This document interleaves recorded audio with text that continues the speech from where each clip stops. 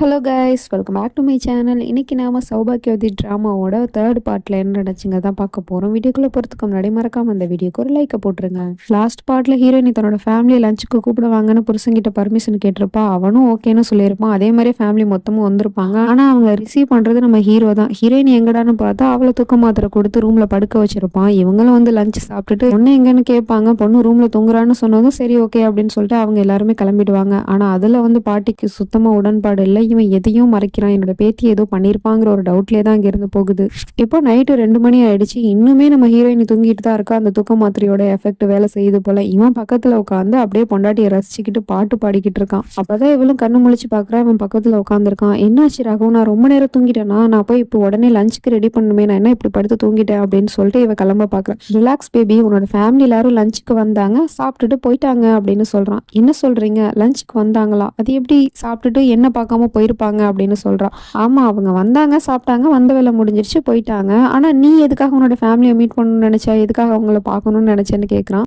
இதுல என்ன இருக்கு ராகு, நான் என்னோட ஃபேமிலியை பார்க்கணும்னு ஆசைப்பட்டேன், அதனாலதான் நான் அவங்கள கூப்பிட்டேன்னு சொல்றான். உன் கண்ணுக்கு முன்னாடியே உன் புருஷன் நான் இருக்கேன், நான் உன் மேல அதிகமான பாசம் வச்சிருக்கேன், அதிகமான லவ் வச்சிருக்கேன், உன்னை கேர் பண்ணி பாத்துக்கிறேன். நீ ஏன் கூட டைம் ஸ்பெண்ட் பண்றதை விட்டுட்டு போய் உன்னோட ஃபேமிலியை பார்க்கணும்னு நினைக்கிற? நீ பண்ணது ரொம்பவே தப்பு. நீ பண்ணதுக்கான தண்டனை உனக்கு இம்மிடியட்டா இப்பவே கிடைக்கும்டி, வாடி அப்படின்னு சொல்லிட்டு கூட்டிட்டு போறான். அவன் நேரா அவனோட டார்க் ரூமுக்கு தான் கூட்டிட்டு வந்திருக்கான். அங்க அவளை வச்சு ரொம்பவே சித்திரவதை பண்ணிக்கிட்டு இருக்கான். கீழே கிளாஸ் எல்லாம் உடைச்சு போட்டு அதுல அவளை வெறுங்காலோட நிக்க வச்சு டான்ஸ் பண்ணிக்கிட்டு இருக்கான். அவளுக்கு ரொம்பவே வலிக்குது. ராகவ் ப்ளீஸ் ராகவ், என்னை விட்டுருங்க, எனக்கு ரொம்பவே வலிக்குதுன்னு சொல்றா. அதெல்லாம் நீ சொல்லக்கூடாது. ஏன் சொல்ற? உன் புருஷன் பக்கத்துல தானே இருக்கேன், அப்புறம் நீ இந்த வலியெல்லாம் அசால்ட்டா சமாளிச்சிடலாம் அப்படின்னு சொல்லிட்டு மீறிட்டு அவளை இழுத்து ரொம்பவே ஃபோர்ஸா டான்ஸ் ஆடிக்கிட்டு இருக்கான். இவளுக்கு பயங்கரமா வலிக்குது, இருந்தாலும் அவன் கொஞ்சம் கூட இறக்கப்பட மாட்டேங்கிறான். ரொம்பவே சித்திரவதை பண்ணிக்கிட்டு இருக்கான். அதே சமயம் இந்த பக்கம் பாட்டி உருண்டு படுத்து பாக்குது. ஆனா தூக்கமே வரமாட்டேங்குது. ஏன்னா சியாவை பார்க்காமலே வந்துருச்சு இல்ல, அதனால யோசிச்சுக்கிட்டே இருக்கு. அவளுக்கு என்னாச்சோ ஏதாச்சோன்னு தெரியல. சரி ஒரு எட்டு போய் பார்த்துட்டு வருவோம் அப்படின்னு சொல்லிட்டு பேரனை கூப்பிட்டுட்டு இருக்கு. வா நம்ம ஒரு இடத்துக்கு போலாம் அப்படின்னு. எங்க போறேன்னு சொல்லாம தான் கூப்பிட்டுக்கிட்டு இருக்கு. அவனும் என்ன பாட்டி இந்த நேரத்துல வந்து டிஸ்டர்ப் பண்றீங்க அப்படின்னு சொல்லிட்டு சலிச்சுக்கிட்டே எந்திரிச்சு போறான். எங்க இவ்வளவு நேரம் இந்த சைக்கோ பைய அவளை வச்சு டார்ச்சர் பண்ணிக்கிட்டு இருந்தான். இப்போ அவ காலெல்லாம் அடிபட்டு இருக்கிறத பார்த்துட்டு, என்ன பேபியும் உன் காலெல்லாம் இவ்வளோலாம் அடிபட்டு இருக்கு, ரத்தம் வருது, அச்சுச்சோ பாரு, உனக்கு வலிக்கும் இல்லச்சே,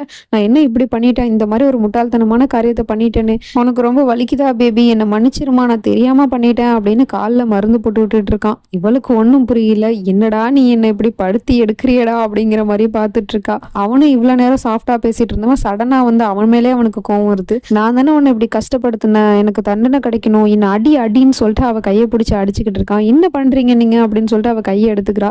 சரி நீ அடிக்க மாட்டல, நானே எனக்கு தண்டனை கொடுத்துக்கிறேன் அப்படின்னு சொல்லிட்டு அவன் பெல்ட்டை கழட்டி அவனே அடிச்சுக்கிட்டு இருக்கான். அப்ப யாரோ பேசுற சவுண்ட் கேக்குது. உடனே இவன் திரும்பி கேமராவை பாக்குறான். பார்த்தா வாசல்ல பாட்டி வந்து நிக்குது பேரனை அழைச்சிக்கிட்டு. ஓஎம்ஜி நாட்டி பாட்டி, நீ இங்கேயும் மோப்பம் பிடிச்சிட்டு வந்துட்டியா?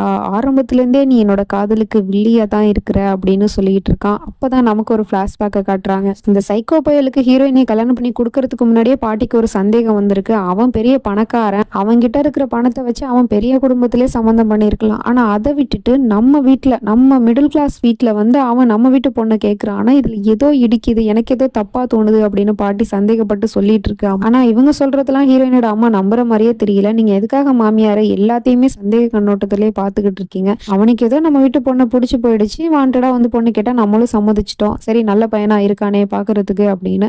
சோ இதுல என்ன தப்பா தெரியுது உங்களுக்கு? தேவையில்லாம நீங்க கண்டதே போட்டு யோசிக்காதீங்க, அதெல்லாம் அவன் நல்ல பையன்தான் அப்படிங்கிற மாதிரி அதை ஃப்ரீயா விட்டுருவாங்க. அன்னைக்கு இவங்க எடுத்த தப்பான முடிவுனாலதான் நம்ம சைக்கோ பயல்கிட்ட மாட்டிக்கிட்டு ஹீரோயினி ரொம்பவே கஷ்டப்பட்டுக்கிட்டு இருக்கா. இதெல்லாம் இவனுக்கு எப்படி தெரியும்னா, அந்த ஃபேமிலியில இருக்கிற எல்லாரோட போனையும் இவன் ஹேக் பண்ணி வச்சிருக்கான். இவன் ஒரு ஹேக்கர், அதாவது கேமிங் கம்பெனி நடத்திக்கிட்டு இருக்கான் அப்படின்னா அந்த போனோட முழு சமாச்சாரத்தை பத்தி இவனுக்கு நல்லாவே தெரியும். அதை வச்சுதான் அங்க என்ன நடக்குது அப்படின்னு சொல்லிட்டு இவன் வீட்டுல உட்காந்து எல்லாத்தையும் வாட்ச் பண்ணிக்கிட்டு இருந்திருக்கான். அப்பவே தெரியும் எங்களோட காதலுக்கு எதிரியா இருக்க போறது நீதானா பாட்டி அப்படிங்கிற மாதிரி அப்பவே இவன் யோசிச்சிருப்பான். அதே மாதிரிதான் இன்னைக்கும் அந்த பாட்டி மோப்பம் முடிச்சு வீட்டுக்கு வந்துருச்சு. ஆனா பாட்டி எல்லா உண்மையும் தெரிஞ்சுக்கிறதுக்கு இவன் சும்மா இருக்கணும்ல. பொண்டாட்டி கிட்ட போய் சொல்லிக்கிட்டு இருக்கான், இங்க பாருமா உன்னோட பாட்டி இந்த நேரத்துல இங்க வந்திருக்காங்க, இப்ப மணி என்ன ஆச்சு, 4 மணி ஆகுது, 4 மணிக்கு ஒன்ன தேடி இந்த வீட்டுக்கு வந்திருக்காங்க. எதுக்காகனா காலையில உன்னை பார்க்காம போயிடுச்சுல்ல, அதான் நிம்மதியா தூங்க முடியல போல. இப்ப நீ என்ன பண்றனா, நீ என்ன பண்ணுவியோ ஏது பண்ணுவியோ எனக்கு தெரியாது, ஆனா எப்படியாவது அந்த பாட்டிய நீ தான் பேசி எப்படியோ வெளியே துரத்துற, என் வீட்டை விட்டு அது போகணும், அதை நீ தான் பண்ற. ஒருவேளை அந்த பாட்டி காலடி எடுத்து என் வீட்டுல வச்சிச்சு, அதுக்கப்புறம் இந்த வீட்டை விட்டு அது உயிரோட வெளியே போகாது, நான் அந்த பாட்டியை கொன்றுவேன் அப்படின்னு சொல்லிட்டு மிரட்டிக்கிட்டு இருக்கான். அப்படிலாம் பண்ணிடாத விட்டுறாதீங்க ப்ளீஸ் ப்ளீஸ்ன்னு சொல்லிட்டு கெஞ்சிக்கிட்டு இருக்கா. அப்பனா நீ போய் அவங்கள சமாதானம் பண்ணி அனுப்பி வை அப்படின்னு சொல்றான். அவளும் அப்படியே பார்த்துக்கிட்டே இருக்கா. போடி அப்படின்னு சொல்லிட்டு வேகமா கத்துறான். அதுக்கப்புறம் இவளும் எழுந்திரிச்சு போய் காலை நொண்டிட்டு போய் வாச கதவை திறக்கிறா. பாட்டி பேத்தியை பார்த்ததுமே இப்பதான் நிம்மதி பெருமூச்சே விடுது. சியா நீ நல்லா இருக்கலம்மா, உனக்கு ஏதோ ஆயிடுச்சோன்னு நான் பயந்துட்டேன், என்னால நிம்மதியா தூங்கவே முடியல அப்படின்னு பாட்டி புலம்பிட்டு இருக்கு. என்ன நிம்மதியா தூங்க முடியல? நீங்க தான் இந்த நேரத்துல வந்து எங்களோட நிம்மதியை கெடுக்குறீங்க. இப்ப மணி என்னாச்சு? 4 மணி ஆகுது. 4 மணிக்கு இன்னொருத்தவங்க வீடு தேடி வரீங்களே, உங்களுக்கு வெக்கமா இல்லையான்னு கேக்குறா. என்ன பேசிட்டு இருக்க சியா? இன்னொருத்தவங்க வீடா? இது என் பேத்தி வீடுமா, அதனாலதான் நான் வந்தேன் அப்படின்னு சொல்லுது. ஓ பாட்டி, நீங்க ஒரு விஷயத்த மறந்துட்டீங்கன்னு நினைக்கிறேன். இப்ப நான் உங்க பேத்தி கிடையாது, நான் இன்னொருத்தரோட மனைவி. என் புருஷனுக்கு மட்டும்தான் இப்ப நான் சொந்தமா இருக்கேன். நீங்க என்னை தேடி இந்த நேரத்துல வரணுங்கிற எந்த ஒரு அவசியமும் கிடையாது. மரியாதையா இங்க இருந்து போங்க அப்படின்னு சொல்லிட்டு திட்டிக்கிட்டு இருக்கா. இவ்வளவு தூரம் பேசுறதுக்கான காரணம் அந்த பக்கமா அவன் கத்தியை காமிச்சு மிரட்டிக்கிட்டு இருக்கான். ஒருவேளை பாட்டி உள்ள வந்துச்சு நான் கொன்னுடுவேன் அப்படிங்கிற மாதிரி. மரியாதையா போங்க பாட்டி அப்படின்னு சொல்லிட்டு வரட்டி விட்டுட்டு இருக்கா. என்னக்கா பேசிட்டு இருக்க? உன்னை பாக்குறதுக்காக தான் பாட்டி இவ்வளவு தூரம் வந்திருக்காங்கன்னு தம்பிக்காரன் சொல்றான். இது எல்லாத்துக்கும் காரணம் நீ தான்டா. இந்த பாட்டி தான் ஏதோ வயசான காலத்துல புத்தி கட்டு போய் பண்ணுதுன்னா நீயும் அழைச்சிட்டு வந்திருக்க பாரு. ஒன்ன சொல்லணும்டா ஃபர்ஸ்ட். இப்ப என்ன பாட்டி, நான் நிம்மதியா இருக்கணும்னு தெரிஞ்சுக்கணும், அவ்வளவுதானே? நான் ரொம்ப சந்தோஷமா இருக்கேன், நிம்மதியா இருக்கேன். என்னை என் புருஷன் ரொம்ப சந்தோஷமா பாத்துக்கிறாரு. எனக்கு ஒரு சின்ன அடிபட்டாலும் சரி அவரால் அதை தாங்கிட்டு இருக்க முடியாது, துடிச்சு போயிடுவார். எனக்கு ஏதாவது பண்ணுச்சுன்னா நான் ஹாஸ்பிட்டல் தேடி போகணுங்கிற அவசியம் கிடையாது. லைன்ல வந்து டாக்டர் நிற்பாங்க. அந்த அளவுக்கு என் புருஷன் என்னை பாத்துக்கிறான், கவனிச்சு. என்னை என் புருஷன் உள்ளங்கையில வச்சு தாங்குறான் அப்படிங்கிற மாதிரி புருஷனை பத்தி ரொம்ப பெருமையா பேசிக்கிட்டு இருக்கா. இவ இப்படி பேசுறதெல்லாம் பார்த்துட்டு அந்த பக்கம் புருஷங்காரனும் வாவ் வாவ் சூப்பர் சூப்பர், இப்பதான் நீ என் பொண்டாடி நிரூபிச்சிருக்க அப்படின்னு சொல்லிட்டு அந்த பக்கம் அவனும் ஒரு பக்கம் கையை தடவி கொடுத்துட்டு அப்படியே ரொமான்ஸ் பண்ணிக்கிட்டு இருக்கான், கிஸ்லாம் பண்ணிக்கிட்டு இருக்கான். நீ உண்மையை தான் சொல்றியா? நீ நல்லா இருக்கியா அப்படின்னு பாட்டி திரும்பவும் கேக்குது. பாட்டி, நான் எத்தனை தடவை சொல்றது, நான் நல்லா இருக்கேன், நிம்மதியா இருக்கேன், சந்தோஷமா இருக்கேன். இப்போ நீங்க இந்த இடத்த விட்டு கிளம்புனீங்கன்னா தான் நான் என் புருஷனை போய் பார்க்க முடியும். இந்த நேரத்துல அவர் என்ன தேடிட்டு இருப்பாரு. நான் போகணும் பாட்டி, நீங்க இங்க இருந்து கிளம்புங்க. காட்ஸ், இவங்களை வெளியே அனுப்புங்க. இதுக்கப்புறம் யாரும் என்னோட சொந்தம்னு சொல்லிட்டு இந்த வீட்டு வாசப்படி ஏறி வரக்கூடாது அப்படின்னு சொல்லிடுறா. பாட்டி பேத்தியை பத்தி யோசிச்சுதான் இந்த நேரத்துலயும் கிளம்பி வந்திருக்கு, அவளுக்கு என்னாச்சோ ஏதாச்சோன்னு பாக்குறதுக்கு. ஆனா அவ இந்த அளவுக்கு இவ்வளவு மோசமா பேசினதுக்கு அப்புறமும் கூட பாட்டி அதை நம்ப தயாரா இல்ல. எனக்கு தெரியுமா, இது உன்னோட பிஹேவியரே கிடையாது, நீ இப்படிலாம் என்கிட்ட பேசவே மாட்ட. இப்போ நீ இப்படிலாம் பேசுறனா அதுக்கு பின்னாடி ஏதோ ஒரு காரணம் இருக்குமா, ஆனா நீ பத்திரமா இருந்தா அது போதுமா அப்படின்னு சொல்லிட்டு கவலைப்பட்டுக்கிட்டே பாட்டி அங்கிருந்து போயிடுது. இவளும் டோரை லாக் பண்ணிக்கிட்டு அழுதுகிட்டு இருக்கா. ஐம் சோ சாரி பாட்டி, என்னை மன்னிச்சிடுங்க, நான் தெரியாம பேசிட்டேன் அப்படிங்கிற மாதிரி. ஆனா அவன் ரொம்பவே சந்தோஷப்படுறான். இன்னைக்கு தான் நீ என்னோட பொண்டாட்டின்னு நிரூபிச்சிருக்க.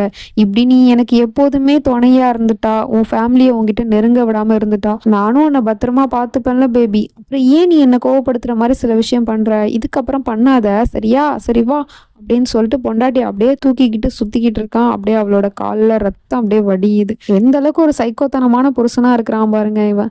இப்போ காலங்காத்தாலே பார்த்தா புருஷங்காரன் காலடியில படுத்துக்கிட்டு இருக்கான். அவளுக்கு நைட்டெல்லாம் வந்து மருந்து போட்டு விட்டு இருந்திருப்பான் போல, காலில் அடிபட்டிருக்கு அப்படின்னு. இவ எழுந்திரிச்சு பார்க்கும் போது புருஷன் காலடியில படுத்துக்கிட்டு இருக்கான். அவன் அப்படி தூங்குறத பார்த்ததும் வெயில் அவன் மேல படக்கூடாது அப்படின்னு கையை வச்சு மறைச்சிக்கிட்டு இருக்கா. இவன் எவ்வளவுதான் இவளை வந்து காயப்படுத்தினாலும் கஷ்டப்படுத்தினாலும் துளி கூட கோவம் வரல புருஷன் மேல. இப்பவும் இவ என்ன புலம்பிட்டு இருக்கானா, நீங்க என் மேல அளவு கடந்த காதல் வச்சிருக்கீங்க, ஆனா அதை எப்படி வெளிக்காட்டுறதுன்னு தெரியாம இப்படி குழந்தைத்தனமா பண்ணிக்கிட்டு இருக்கீங்க.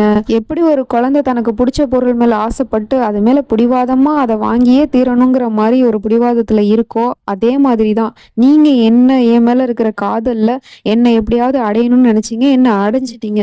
என் மேல அக்கறையா இருக்கீங்க, அன்பா இருக்கீங்க, பாசமா இருக்கீங்க, என்ன ரொம்பவே காதலிக்கிறீங்க. அதே மாதிரி நானும் உங்களை காதலிக்கிறேன், ரொம்ப அதிகமா அக்கறையாவும் இருக்கேன், உங்க மேல அன்பாவும் இருக்கேன். ஆனா இது எதையுமே நீங்க நம்ப மாட்டீங்களே. ஒவ்வொரு தடவையும் என்னோட காதலை நீங்க சோதிச்சு தான் பாக்குறீங்க. இவன் உண்மையிலேயே நம்ம மேல பாசமா இருக்காளா, உண்மையிலேயே அக்கறையா இருக்காளா, உண்மையிலேயே காதலோட இருக்காளா அப்படிங்கிற மாதிரி. ஆனா ஏன் உங்களுக்கு என் மேல நம்பிக்கை வரலன்னு தெரியல. அந்த நம்பிக்கை இல்லாததுனாலதான் நீங்க இவ்வளவும் பண்றீங்க. இப்பவும் நான் உங்களை புரிஞ்சுக்கிறேன் அப்படிங்கிற மாதிரி ரொம்பவே எமோஷனலா அவளோட காதலை வெளிப்படுத்திக்கிட்டு இருக்கா. வேற என்ன பண்ண முடியும், இவன் என்னதான் பண்ணாலும் புருஷனாச்சே, அதனால அனுசரிச்சு தான் போகணுங்கிற மாதிரி பழகிட்டாலோ என்னமோ தெரியல. அப்படியே அழுது புலம்பிட்டு இருக்கும் போது அவளோட கண்ணுல இருந்து ஒரு துளி கண்ணீர் கீழே விழுந்துருது அவனோட கையில. அதை பட்டதுமே அவன் எழுந்திரிச்சிடறான். அழுதுகிட்டு இருக்கிறது தெரியுது பொண்டாட்டி.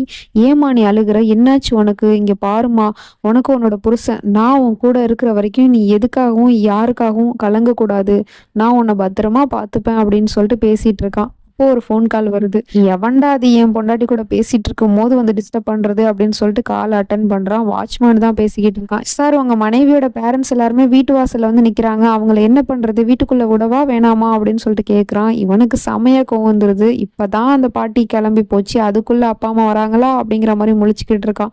அவளுக்கும் இது தெரியுது. என்ன பண்ண போறானோ? இவங்க வேற இந்த நேரத்துல வராங்களே. இப்பதான் பாட்டியை காப்பாத்தி வீட்டுக்கு அனுப்பிச்சேன். மறுபடியும் இவங்க வந்திருக்காங்களே. இவங்களை எப்படி இவங்கிட்ட இருந்து காப்பாத்த போறேன்னு தெரியலையே அப்படிங்கிற மாதிரி ஒரு ஷாக் ரியாக்ஷன் கொடுத்துக்கிட்டு இருக்கான். இதுக்கப்புறம் என்ன நடந்துச்சுங்கிறதெல்லாம் நம்ம நெக்ஸ்ட் பார்ட்ல பார்ப்போம். வீடியோ பிடிச்சிருச்சுன்னா மறக்காம கமெண்ட் பண்ணுங்க, லைக் பண்ணுங்க, ஷேர் பண்ணுங்க. தேங்க்யூ.